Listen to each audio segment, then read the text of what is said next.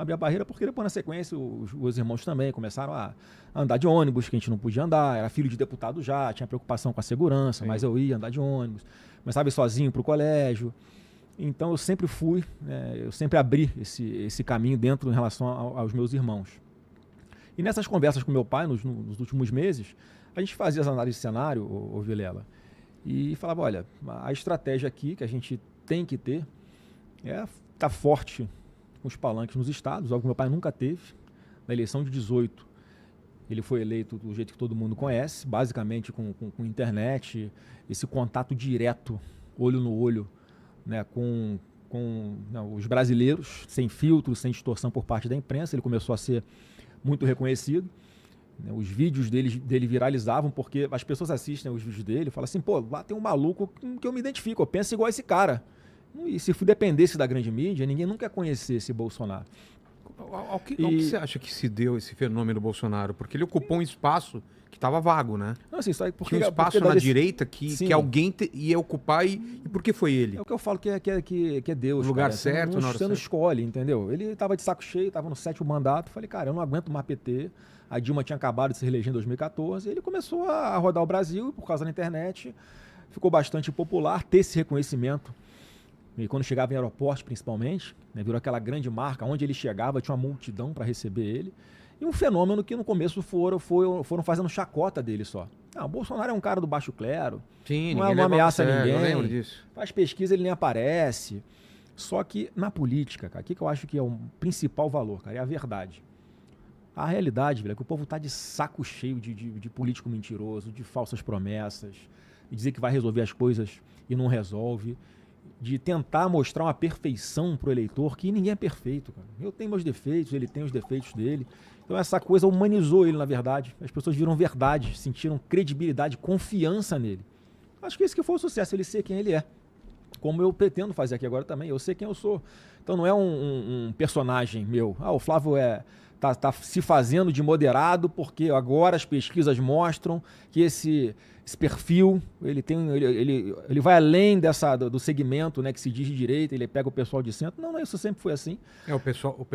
Os críticos têm falado isso, né? E aí, ele está se vestindo de moderado, mas na verdade ele é radical. Não adianta, porque o filme da minha vida mostra que eu não sou radical. Óbvio que eu tenho posições mais duras, vou continuar tendo. Não vou me deixar moldar por marqueteiro nenhum. Né? O pessoal não sei se a gente já entra nesse assunto, mas o pessoal estava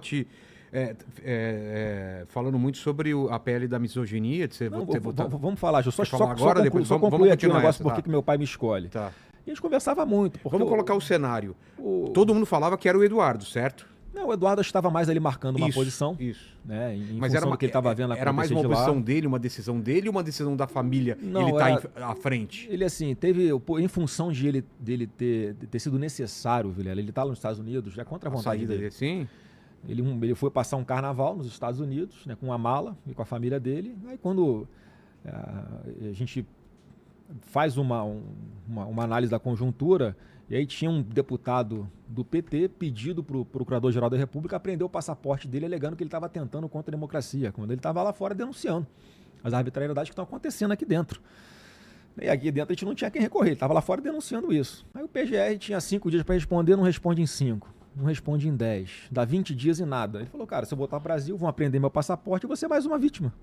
Ele resolveu ficar lá desse jeito, né? Não foi programado. Então, muito em função disso, meu pai reconhecendo a importância, até a coragem, né, de tomar uma decisão dessa, de ficar com a sua família lá fora, né, sem ter feito nenhum preparo, nenhum planejamento, considerava mesmo o nome dele para ser candidato a presidente. Todo o cenário considerava, né? Não só Isso, seu pai, tanto mas... que nas pesquisas apareceu o nome do Eduardo. Sim. E aí o outro que estava sempre na mesa é o Tarcísio. Sim, depois vamos falar do Tarcísio também. Para mim, pô, é um governador fantástico, é um cara que eu respeito demais, super preparado. E me parece que tem uma lealdade muito grande ao Bolsonaro. É um cara leal, assim, e não adianta. Eu já espremi ele aqui, apertei e ele falava, não, eu não vou...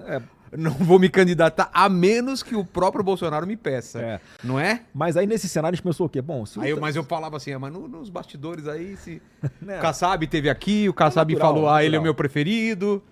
Natural, a política estava empurrando ele para ser o candidato, e ele estava ali, Michele, né? Ele, Michele de vice, era a chapa ideal, não sei o quê, mas chegou à seguinte conclusão, olha, se o Tarcísio ele não vai para a reeleição em São Paulo, a gente vai ter dificuldade de escolher um nome que substitua o Tarcísio como governador. Como um nome forte, você está querendo dizer. Porque ele é um nome forte, ele é um cara bem avaliado, não fez um baita de um trabalho, ele tem muita entrega para fazer ainda. Tanto que está liderando. Se Deus quiser, no próximo mandato. Então foi esse contexto que falou, Flávio, tem que ser você.